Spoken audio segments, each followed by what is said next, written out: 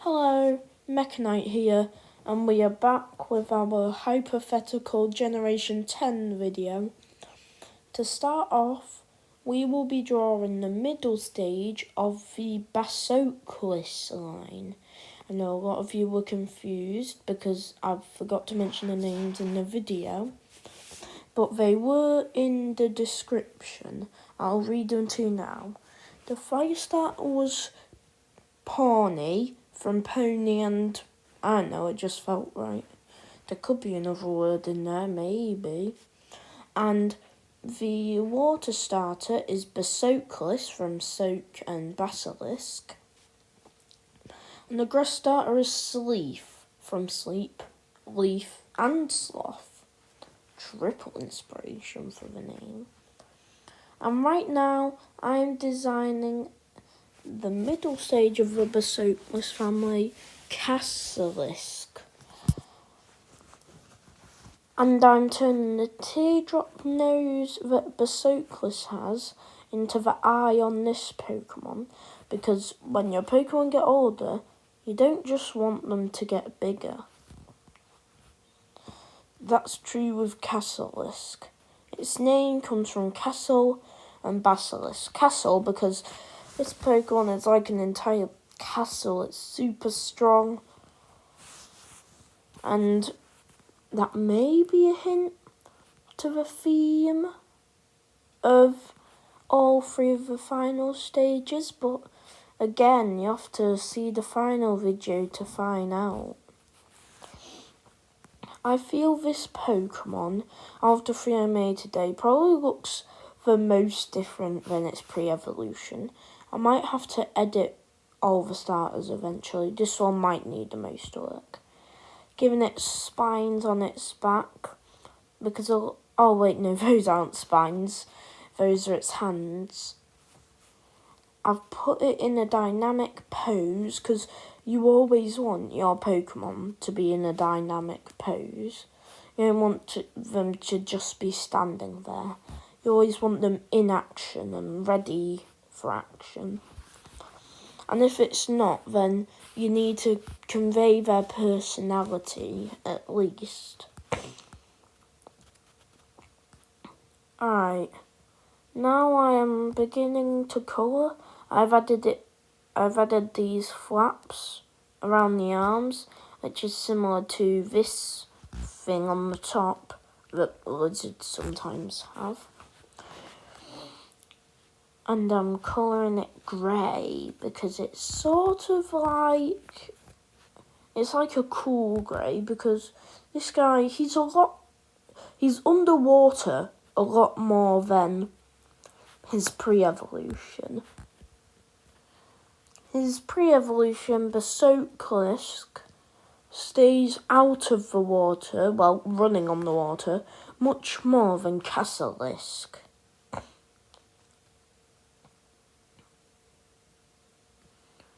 Anyway, right now I'm just editing that to make it look more underwatery.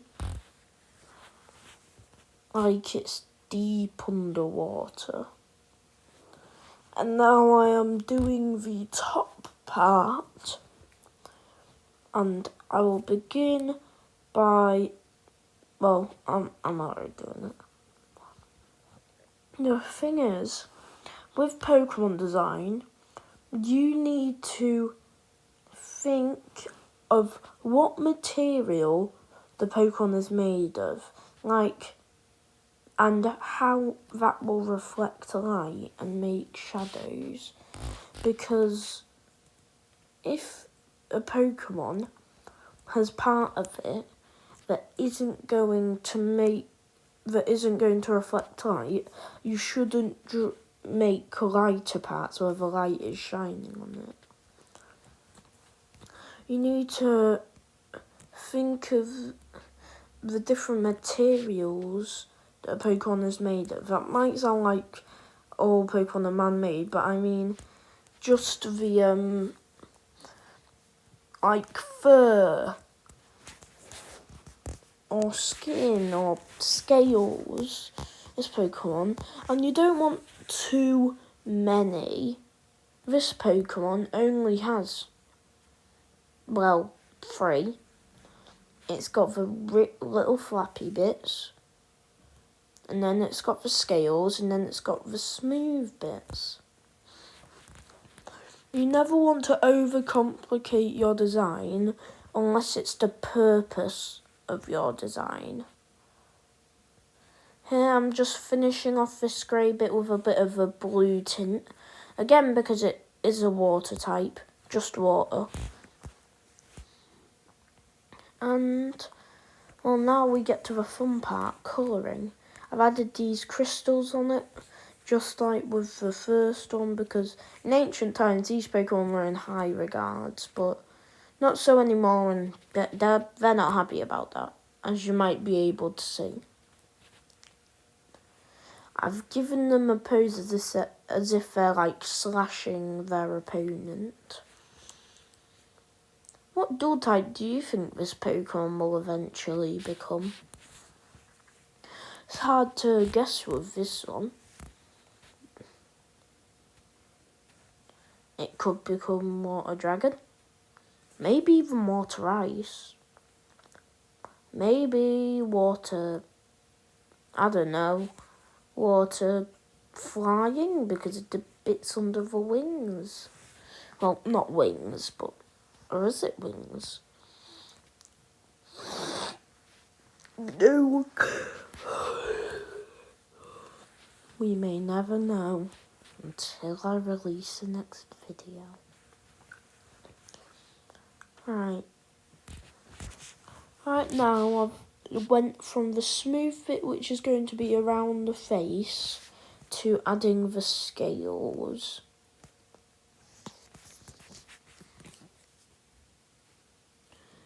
I've added a bit of shadow because I feel scales like they don't really, well, they would reflect light more than the smooth bits, and there won't be as many shadows, so I've tried to add less shadows than I would on other materials this Pokemon has.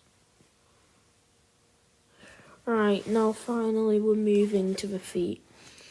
I wanted to give it the same blue feet its pre-evolved form had, just to show that it runs on water, but this Pokemon don't really do that anymore. It's starting to use its powers. It's like becoming a water bender, so it doesn't really need to walk on them. So that's why I changed the colour of the fin things under the arms as well, just to show that it is water bending. And now I'm just editing this part to make it seem a bit more natural. Here it is. Basilisk from the last episode evolves into Casilisk. Now, to evolve our Pawny. And this Pokemon is going to, like the other one, not gain a dual type when it evolves. But it will be given a hint at the theme between the three. The horse has become a knight. And so this horse, it's definitely the fastest of the three. I'm thinking the water one's probably the highest in attack, and the grass one maybe, I don't know. Right now I'm adding it a little tuft of hair that's yellow, but a yellowish orange, both because fire type and because knights have that feathery thing. I've added it right next to the helmet-like protrusion on its head. Don't worry, it doesn't hurt to pick on. To me, the protrusion looks a bit like a unicorn horn, but that wasn't intended. Or was it? Well, you may never know. And now I'm adding the same tuft of hair that was on Pawny But this one's going to be a bit more red because, again, like the other one, it's gaining its powers. It's getting a bit stronger. This Pokemon is going to be the most confident. It feels like it's able to do more than it can with its powers. It feels like it's the best fire starter around. And it might eventually become that. You know, I'm not good at game balancing. But in terms of favourites, Infernape is my favourite Pokemon, so... I mean, if I could extend it to Pokemon, this guy might win. Alright, now I'm reversing what I did with the other one and making it so the smoke is lighter at the top and then darker at the bottom because, yeah, I'm pretty sure that's actually how it works. So, yeah, I'm an idiot. Oh well. Right, and now we make it even darker. The tip when you're trying to do a gradient in Pokemon is you want to make it very subtle.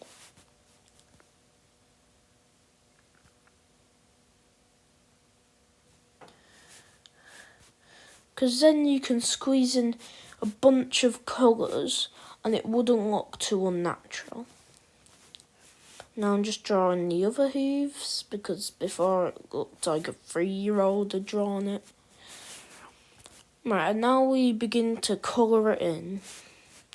Oh, I forgot to mention this guy's name. Well, Pawnee evolves into... Ponite.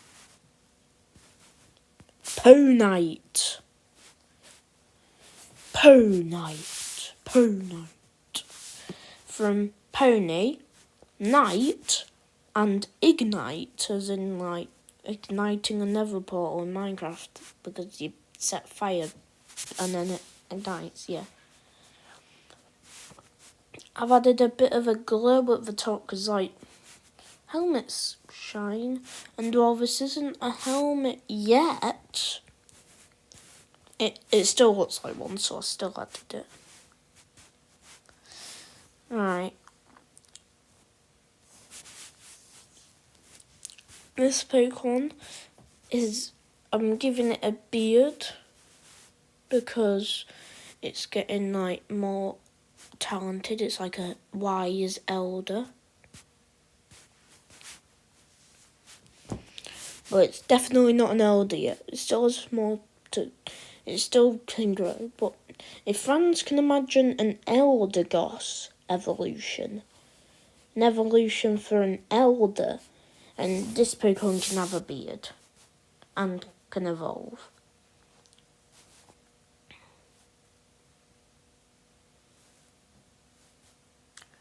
Now I'm just colouring in the face.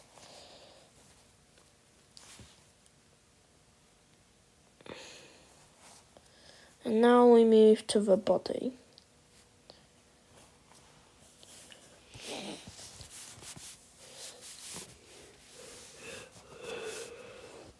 If you want a hint, both Ponite and Casalisk will become dual types when they evolve.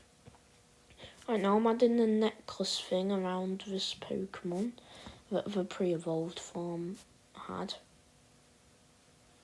But also because it's a knight, and I made it purple because purple is a very royal colour. Now I'm just adding some shading below the arms, hooves, legs. I don't know what to call them.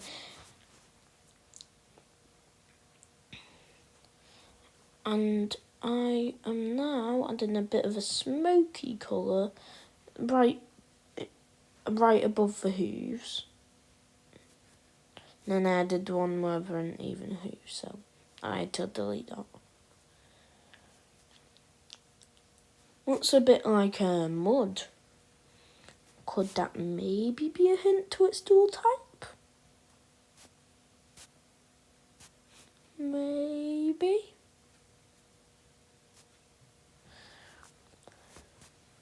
Added a bit of a glow behind that tuft of hair because, like, fire glows and it's gonna become like a... This Pokemon is going to have proper fire when it evolves because the 2 stages before it didn't really have fire. So I'm going to add fire when it evolves. And many people have asked me what's going to be the gimmick, my generational gimmick of my hypothetical region. Still ain't got a name. Well, lots of people bring back Mega Evolutions, and I don't really think that's fair. Mainly because not all Pokemon can Mega Evolve, so I will eventually bring back Gigantamax. Anyway, how'd you like this Pokemon? On to Sleeth. Well, not Sleeth, it's Evolution. This is the first draft, but to me, it looked a bit too much like a final stage, so eventually I will delete it. There are some parts about this design I like though, such as the claws on the hands and the tufts of fur around the head. Right, now I'm just adding the head. I'm going to delete it later. And now I'm adding a crown-like thing where the ears are, because this Pokemon is going to be a fairy type and it's going to be based on like a queen. Here I added a dress, but again, it looked a bit too fully formed. This Pokemon, to me, it looks too much like a final stage, and I had trouble with that part, as you can probably see. And, well, even though this Pokemon's anatomy feels very weird. And then because it's Grass Fairy type, guess what I decided to do? Yeah, I decided to give it leaf wings. Again, this made it feel too much like the final form. I've basically just drawn what I might draw. I might just draw this. I might have just drawn that in the final evolutions video. Not my best work, but I feel that its redesign, this one here, is. Here are the things I wanted to keep for Fair Reef. From a reef which has usually got leaves. Again, leaf and fairy, because it's a fairy type. I wanted to keep the claws on the hands to make it feel a bit more dangerous. I wanted to keep the crown ears and the cheery personality. And I added a leaf on the head because a lot of grass starters have that. And then it started to hail. Anyway, this Pokemon, I don't know if you can even hear it. And I then coloured its ears a mysterious purple colour. Because purple fits the fairy type of mysterious, because I mean, we can't just have like a very nicey koala sloth dude. I did like sort of gems on that part, but they aren't actually gems, they're just patterns. And now I'm adding a little bit of like sticky uppy fur. This Pokemon, like the other one, it takes care of itself, but like most royalty, it likes to be alone. But it will help anyone in need. And well, that's sort of the personality I was going for. Sort of wants to be alone, but will help anyone. Always cheery. Because, I mean, all fairy types are always cheery. Cough, cough, Grimmsnarl. Yes, I like Grimmsnarl. His name is terrible, though. Grimmsnarl. Like, no, Gengar. Like, I don't even know where that name comes from, but it sounds better. Drill. That's a bad name, but it sounds better than Grimmsnarl. Anyway, again, I've made it so it'll be licking its lips because I feel like this Pokemon will be hungry for the most exquisite berries in the lands. It cannot just settle on regular Pokemon berries. And these are the rarest Pokemon berries. This Pokemon is very spoiled, as like the fire starter, it was sort of worshipped in ancient times. Same with the water starter. There's a lot of themes in this trio that weren't purposeful. And now I had some pink petal-like bits. Again, because I feel it felt too much just like a grass type. And these parts make it feel, to me, a bit more like a fairy type as well.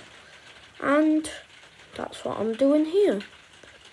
Again, you need to think about shading in your designs, because with this Pokemon, the petals wouldn't have any shadows on them. Because they're petals, they're like happy pink saturated colours.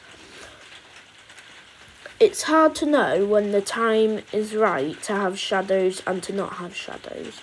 But you need to think of the material and think of the design you're going for. Like, if the Pokemon is meant to be happy and cheery like this one, don't cast a shadow over their entire body. But you can cast a shadow on some parts because that's just how it works. Okay? Right. And I'm pretty sure that is it. This is what was fairy leaf. Don't mention it being a sloth, but I mean, I don't really care about that.